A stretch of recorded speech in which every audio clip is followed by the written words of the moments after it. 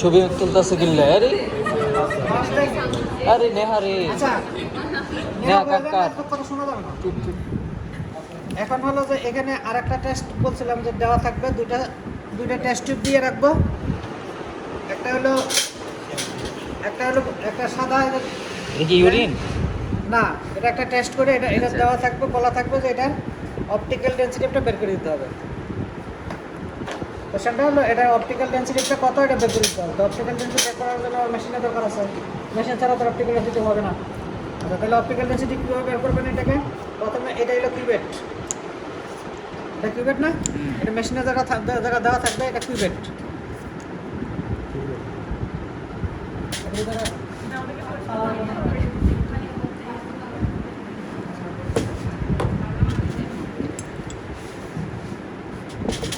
আচ্ছা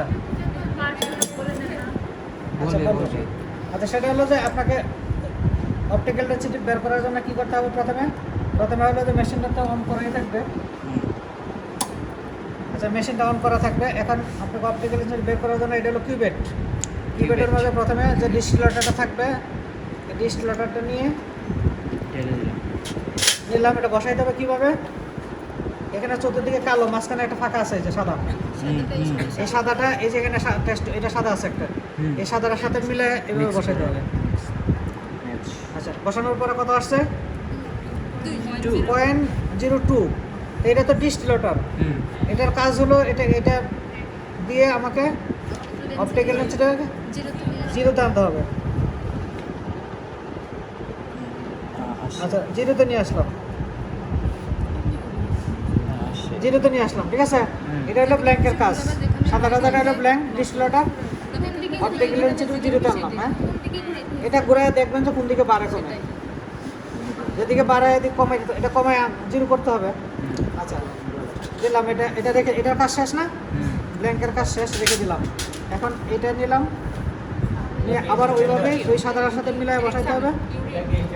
না এটা তো কিছুই বলি না, যে এটা সলিউশনও না, এটা টেস্টও না, কিছুই বলি না, বলছি যে এই সলিউশনটা অপটিক্যাল ডেনসিটি বের করে দিতে হবে।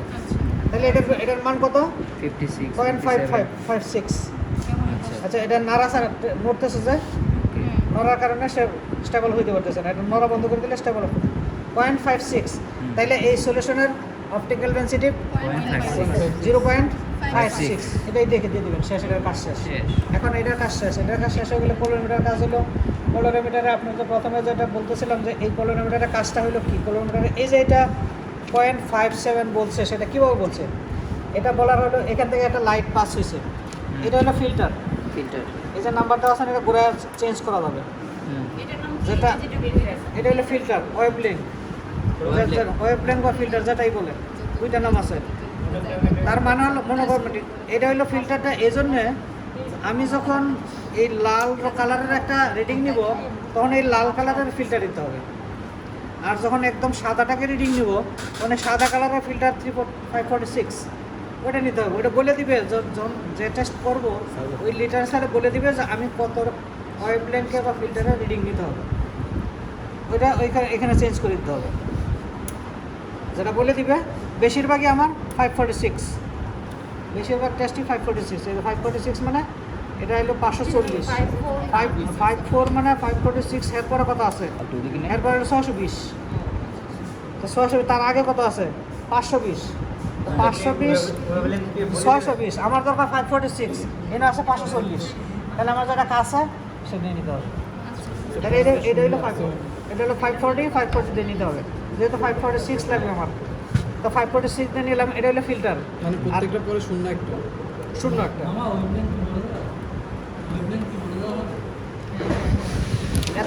এত দরকার হবে না, শুধু সিস্টেমটা দেখায় দিবেন, শুধু এটার নাম ওয়েভলেংথ বা ফিল্টার, এটা হলো কথা। আচ্ছা তারপর হলো এটার কাজটা হলো এই ফিল্টারের ভিতর দিয়ে, এই যে আমি সলিউশনটা দিলাম, একটা ল্যাম্প এখানে আছে, ইলেকট্রিক একটা ল্যাম্প, এই যে এটা যখন অফ করছে তখন ল্যাম্পটা অফ হয়ে গেছে। ল্যাম্পটা অন হওয়ার কারণে এখানে একটা ডিসপ্লেতে আসতেছে, তো এই ল্যাম্পটা অন হয়েছে। ল্যাম্পটা অন হওয়ার পরে এখানে যখন দিলাম, এইটার ভিতর দিয়ে, এই ফিল্টারের ভিতর দিয়ে একটা লাইট পাস করছে এই সলিউশনের উপরে। এই সলিউশনের উপরে যে লাইটটা পাস করছে, এদিক থেকে মনে করেন একটা লাইট এখানে পাস করা হলো, এটার কালারের সাথে অ্যাডজাস্ট করে দিয়ে পাস করে যখন এখানে আসবো, এখান থেকে আমি মাপ দিলাম এখানে আছে 100। এটার ট্রান্সমিশন লাইট ট্রান্সমিশন 100%। 100% দেওয়ার পরে এই পাশে আর একটা গ্যালভানোমিটার আছে, এই মিটারটা সে পাইলো এখানে আছে মাত্র 30। এটার এখানে দিলাম 100, এই পাশে পাওয়া গেল 30। তাহলে মাঝখানে সলিউশনে অ্যাবজর্ব করছে কত? 70%। 70। তার মানে এই সলিউশনের ঘনত্ব 70%, তাই না? Optical density. অপটিক্যাল ডেন্সিটি মানে কি? আমি এদিক দিয়ে একটা লাইট পাস করলাম, এটার ট্রান্সমিশন 100 দিলাম, এখানে মাপ দিয়ে দেখলাম 100 আছে, এটার ভিতর দিয়ে পাস হইলো, পাস হওয়ার পরে এই পাশে মাপ দিলাম, এখানে পাইলাম 30। তার মানে এটা 70 অ্যাবজর্ব করে ফেলেছে। 70 অ্যাবজর্ব করছে মানেই তার ঘনত্ব 70। যদি তার এই পাশে একটা দুই পাশ গ্যালভানোমিটারের কাজ হইলো মাপ দাও। গ্যালভানোমিটার এটার ভিতরে আছে, এটার ভিতরে গ্যালভানোমিটার এই জন্য বলে দিছে এখানে, এই যে এটা 58 বলে দিছে, তার মানে এটা ঘনত্ব 58।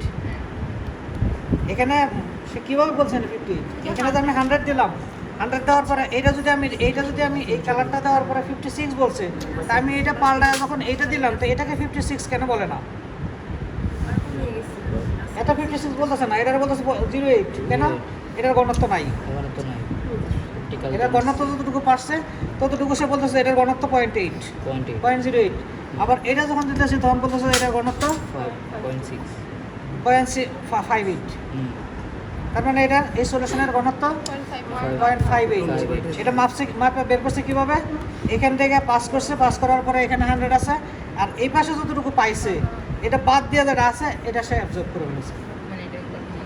এটা খরচ বলছে না? এখানে মানে সংখ্যা বুঝালাম যে এখানে আমি 100 দিলাম, এখানে 70 করে ফেলেছে, বাকি এখানে মাপটা 30 পাওয়া গেছে। এখানে 30 পাওয়া গেছে মানে এখানে 100 দেওয়ার পরে এখানে 30 পাওয়া গেছে, তার মানে আমার 70 নাই, 70 এটা অ্যাবজর্ব করে ফেলেছে, তার মানে এটার মান 70। এটা হলো গ্যালভানোমিটারের কাজ, সেটা বের করে এখানে দিয়ে দিবে। তাহলে এটার মেজর পার্ট কী কী আছে? এক হলো লাইট সোর্স। লাইট না থাকাতে কিছুই হবে না। লাইট সোর্সটা কি? এটা ইলেকট্রিক, একটা ল্যাম্প আছে এর ভিতরে, ইলেকট্রিক। তারপরে আছে একটা গ্যালভানোমিটার, এরপরে ফ্যাক্টর হলো ফিল্টার।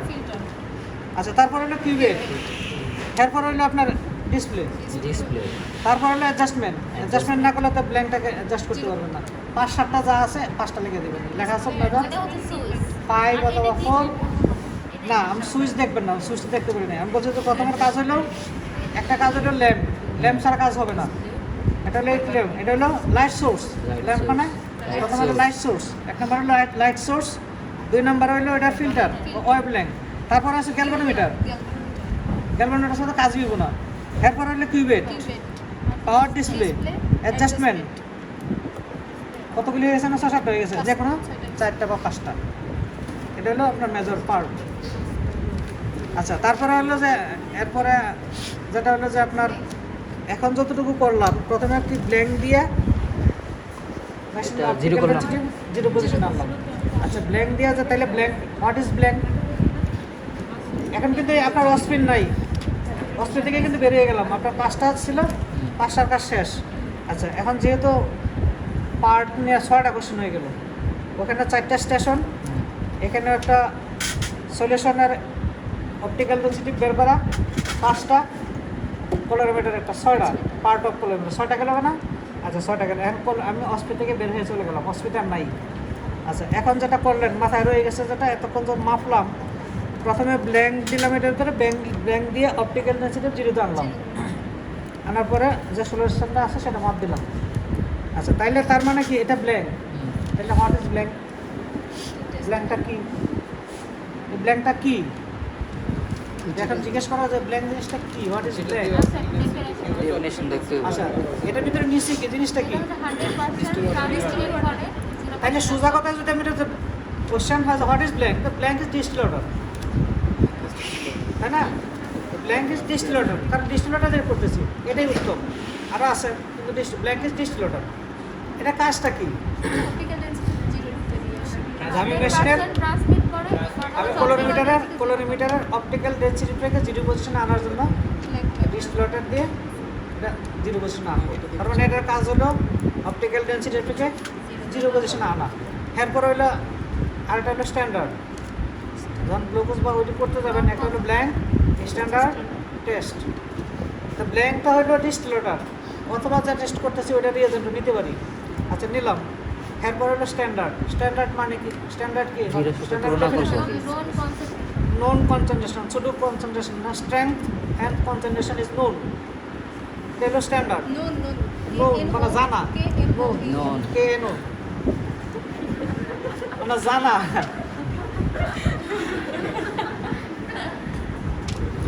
আচ্ছা মানে ভ্যালুটা জানা, বাংলা হলো এটার ভ্যালু, এটার মান জানা। তা মান জানা মানে কি? গ্লুকোজের মান কত?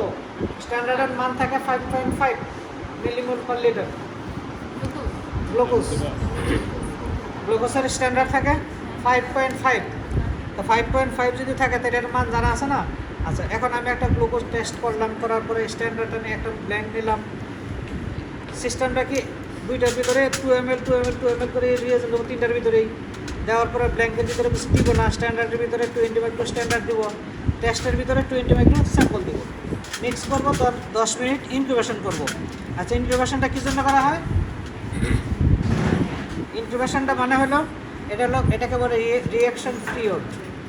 রিঅ্যাকশন পিরিয়ড তার মানে ওই টাইমটার ভিতরে রিঅ্যাকশন হবে। 10 মিনিট রাখলে আমার এটা যা কথা শুনতে অসুবিধা হচ্ছে?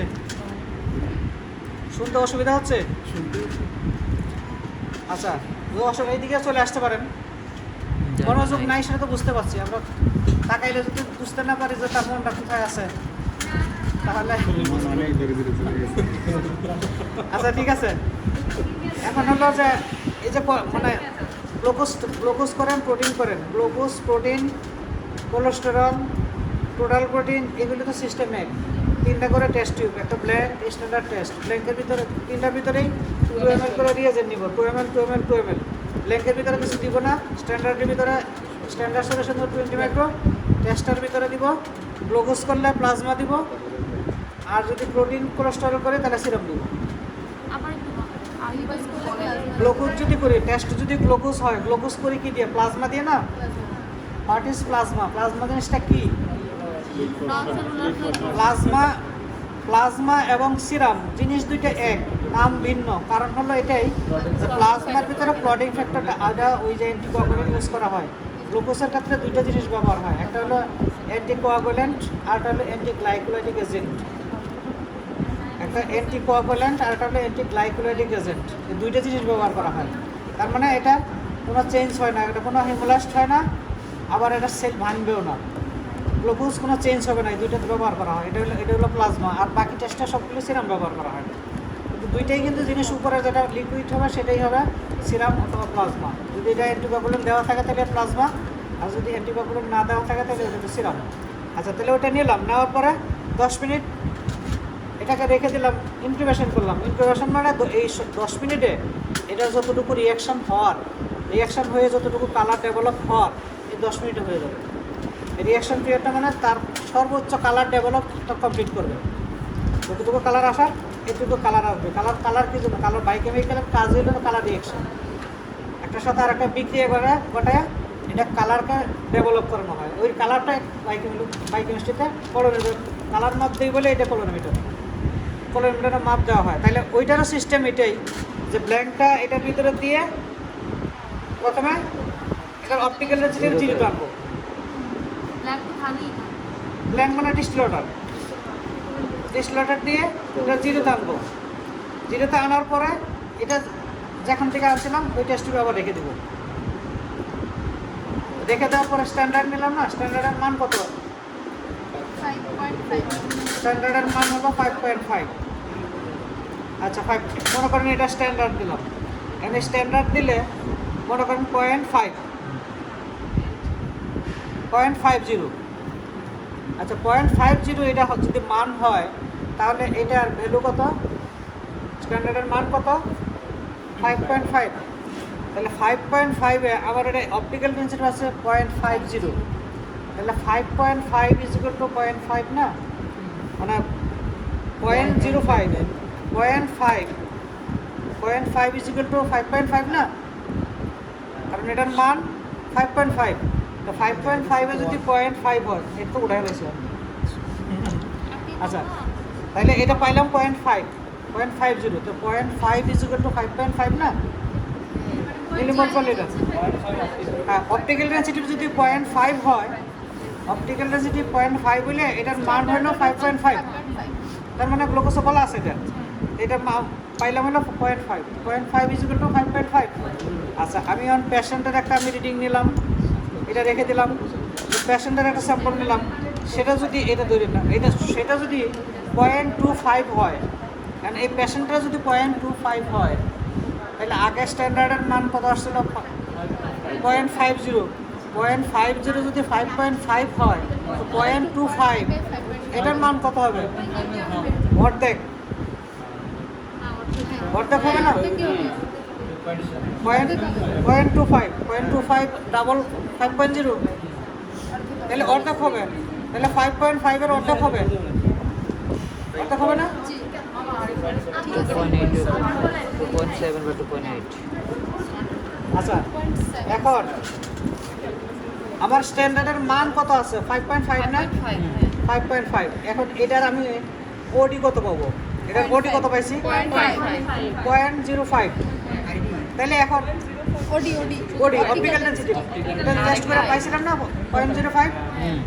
তার মানে এটার মান হলো, ভ্যালু হলো, এটা যদি 5.5 হয় তাহলে এই যে এটার মান পাইলাম 0.5, তো 0.5 ইজ ইকুয়াল টু 5.5, Yes. ঠিক না? এটার মান, এটা ওডি পাইছি এত, তাহলে ওডি ইজ ইকুয়াল টু এটা মান এত, তাহলে 0.5 ইজ ইকুয়াল টু 5.5, ঠিক কি না? আচ্ছা, এখন আমি পেশেন্টটা করলাম, পেশেন্টটা পাইলাম 0.25, এটা অর্ধেক হবে। তাহলে এটার মান কত হবে? 2.7 অর্ধেক। অর্ধেক হবে না? আচ্ছা, এখন যদি এটা যদি আর একটার মান পাই 1.0, ক্যালকুলেটর লাগবে। আরেকটা পেশেন্ট করলাম, এগুলো সব টেস্ট।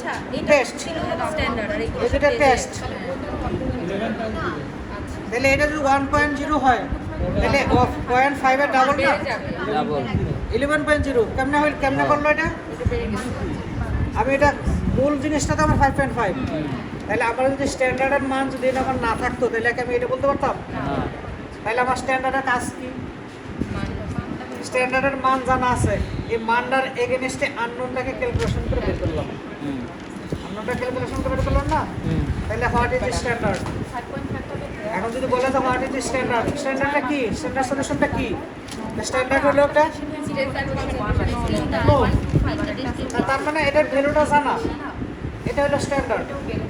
আচ্ছা, তারপরে স্ট্যান্ডার্ডের কাজটা কি? এক হলো যে হোয়াট ইজ স্ট্যান্ডার্ড, স্ট্যান্ডার্ড হলো নন বলে, এটা কাজটা কি? স্ট্যান্ডার্ডের এগেনস্টে আমরা আননোনটাকে ক্যালকুলেশন দিয়ে যে বের করলাম, আননোনটাকে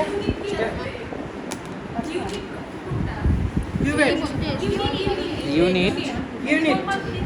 ইউনিট তো এখন আমার এখানে গ্লুকোজের ইউনিট আসছে, গ্লুকোজের তো 5.5 ইউনিটটা কি?